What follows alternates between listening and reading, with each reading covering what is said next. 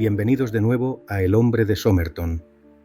En este cuarto episodio llegamos al clímax de nuestra serie dedicada a uno de los misterios más desconcertantes de la historia, la identidad del hombre de Somerton y las circunstancias que rodearon su muerte en la playa de Somerton en 1948. En episodios anteriores hemos explorado la escena inicial del caso, las pistas enigmáticas y las teorías más intrigantes que han surgido a lo largo de las décadas. En este episodio final titulado La identidad del hombre de Somerton, nos enfocaremos en las revelaciones más recientes que podrían finalmente desvelar el misterio. Acompáñenos mientras analizamos los avances en la tecnología forense, los descubrimientos recientes y lo que estos significan para uno de los casos sin resolver más famosos del mundo. ¿Estamos más cerca de descubrir la verdad sobre el hombre de Somerton? ¿O el misterio sigue siendo tan profundo como siempre? Al final, reflexionaremos sobre el impacto duradero de este caso en nuestra sociedad y su relevancia en la actualidad. Hasta hace poco, el caso parecía haber llegado a un callejón sin salida, archivado en la sección de misterios sin resolver de los anales de la historia. Pero en los últimos años, gracias a los avances en la tecnología forense y el interés renovado en el caso, hemos comenzado a descubrir nuevas pistas que podrían finalmente arrojar luz sobre este enigma. En este momento de la historia entra en escena el profesor Derek Abbott de la Universidad de Adelaida. Empeñado en descubrir la identidad real del hombre de la playa, comienza una investigación minuciosa de todas las pistas que se tenían y vuelve a poner el caso en el punto de mira de los medios. ¿Qué es lo que encontró? Junto con la secuencia de letras que nunca se han descifrado, había un número de teléfono que condujo a la policía hasta una estudiante de enfermería de 27 años que pidió que no se hiciera público su nombre, y aseguró no conocer al hombre de la playa. Sin embargo, según contaron los investigadores, cuando llevaron a la mujer a ver la reproducción de la cara del hombre de Somerton que se realizó después de la autopsia, ella estuvo a punto de desmayarse. A pesar de su evidente angustia, siguió negando que lo conociera. La policía permitió que su nombre no se hiciera público porque era una testigo potencial. Durante el resto de su vida, se negó a cooperar en la investigación. Pero los investigadores mantuvieron su interés por ella. Un nombre, Justin, empezaría a ser conocido entre los periodistas y el público al descubrirse una copia del Rubaiyat firmada con ese apodo entre los archivos de la policía. La mujer contó que, mientras trabajaba en el Royal North Shore Hospital en Sydney durante la Segunda Guerra Mundial, había tenido una copia del libro y que, en 1945, en el Hotel Clifton Gardens en Sydney, se la entregó a un teniente del ejército australiano llamado Alf Boxall, quien en ese momento servía en la sección de transporte acuático de los Ingenieros Reales de Australia. La policía sospechó que Boxall podría ser el fallecido.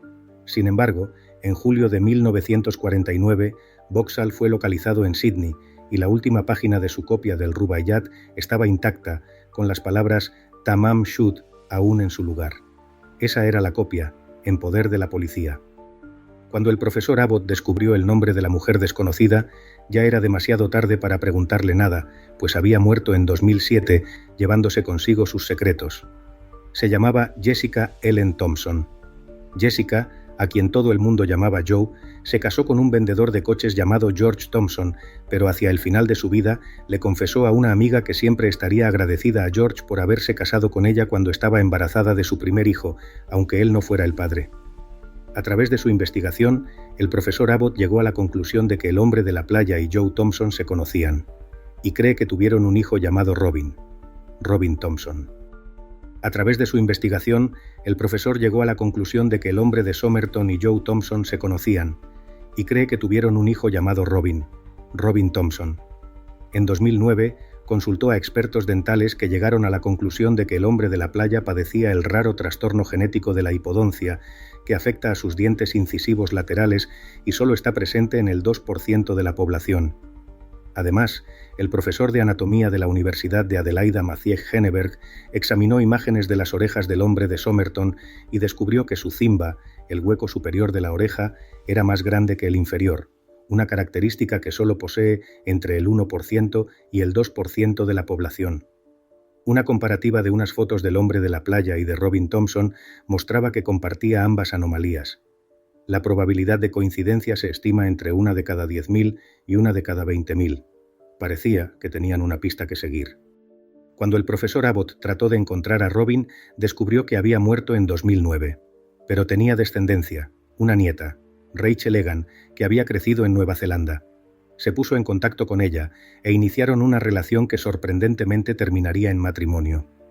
Ella reconoció en sus charlas con Abbott que desde pequeña tenía cierta sensación de desconexión con su familia, que a ella, por ejemplo, le gustaba el ballet, cosa que no compartía con nadie de su entorno.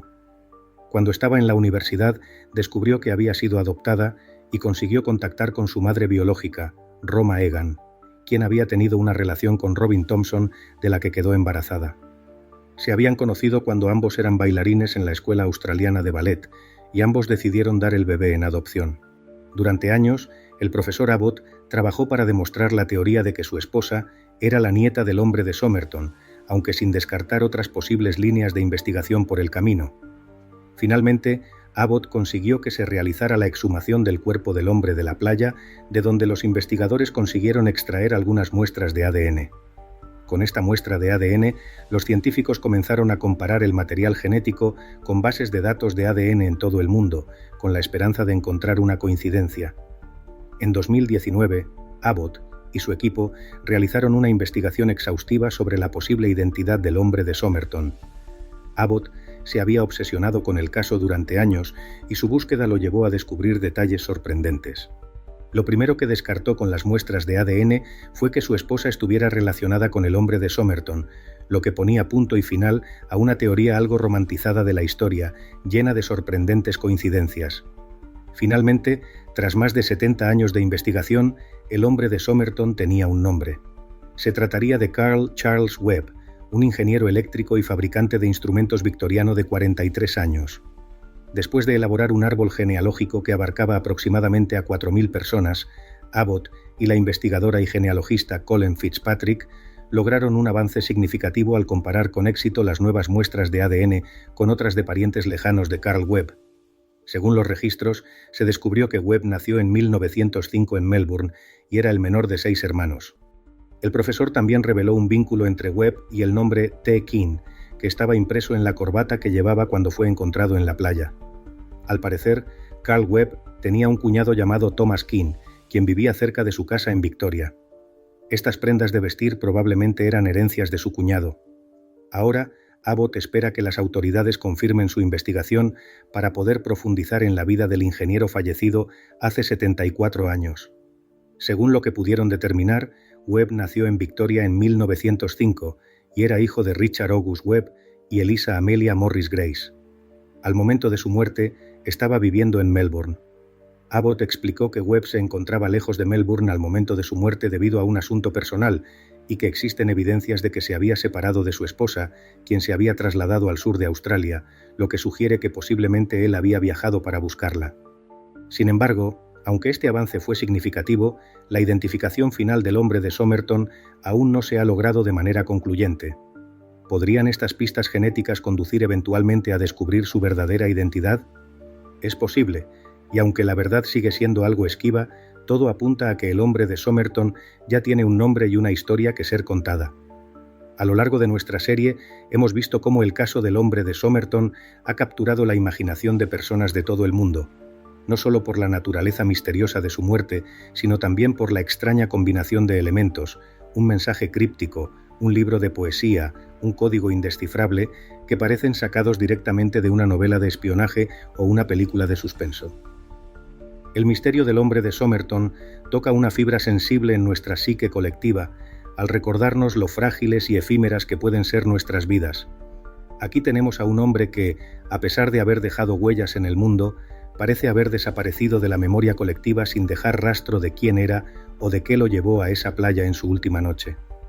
Nos hace preguntarnos sobre nuestra propia identidad, nuestra memoria y cómo seremos recordados cuando ya no estemos. Además, el caso plantea preguntas importantes sobre la privacidad, la identidad y cómo definimos quiénes somos en la sociedad moderna. ¿Qué significa realmente ser anónimo en una época en la que nuestras vidas están tan documentadas? ¿Cómo sería posible hoy en día que alguien terminara en una situación similar a la del hombre de Somerton? Al mirar hacia adelante, es difícil decir si el misterio del hombre de Somerton alguna vez se resolverá por completo. Puede que nuevos avances en la ciencia o una pista imprevista finalmente nos den las respuestas que buscamos, o puede que el caso siga siendo un enigma para las generaciones futuras. De cualquier manera, el hombre de Somerton ha dejado una marca indeleble en la historia, recordándonos que algunos misterios pueden no tener una solución clara, pero eso no disminuye su importancia o su capacidad para fascinar y educar. Así que aquí estamos, al final de nuestro viaje juntos en El hombre de Somerton. Hemos recorrido un largo camino desde la playa de Somerton en 1948, explorando pistas, teorías y avances científicos en un intento de resolver un misterio que ha desconcertado al mundo durante más de 70 años. A pesar de todo lo que hemos descubierto y discutido, el caso sigue siendo tan misterioso como siempre. Las últimas revelaciones y avances forenses nos han acercado más a la verdad, pero aún quedan preguntas sin respuesta. ¿Podrá la ciencia moderna finalmente darnos la identidad del hombre de Somerton? ¿Hay todavía secretos escondidos que, una vez revelados, nos darán una visión completa de lo que sucedió en esa playa hace tanto tiempo? Gracias por acompañarnos en este viaje a través del misterio. Este ha sido el episodio final de nuestra serie sobre el hombre de Somerton. No olviden suscribirse al podcast y estar atentos a nuevos contenidos donde continuaremos explorando otros misterios sin resolver que desafían el entendimiento. Hasta entonces recuerden, el mundo está lleno de preguntas sin respuesta, y a veces es el misterio en sí lo que nos impulsa a seguir buscando.